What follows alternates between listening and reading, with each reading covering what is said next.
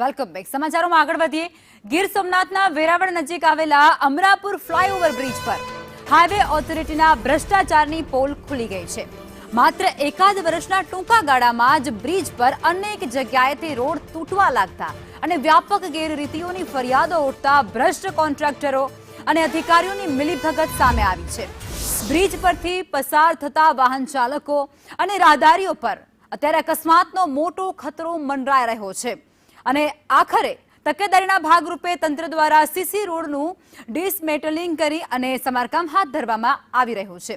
હવે કરોડોના ખર્ચે બનેલો નેશનલ હાઈવેનો આ અતિ મહત્વપૂર્ણ બ્રિજ એ એક જ વર્ષમાં બિસ્માર બનતાની સાથે જ સ્થાનિકોમાં તંત્ર સામે અત્યારે ભારોભાર રોષ જોવા મળે છે.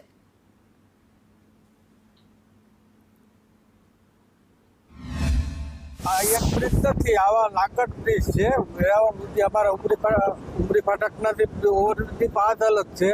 આ જોઠાવાળા ઓવરબ્રિજની આ હાલત છે. હું તો આમ ખોડીના સુધી જો આમ તોરવાડ સુધી જો બધેમાં આ જ પોઝિશન છે. બે વર્ષ થાય ને જો બ્રિજ તોડવો પડે તો આ કેવો કામ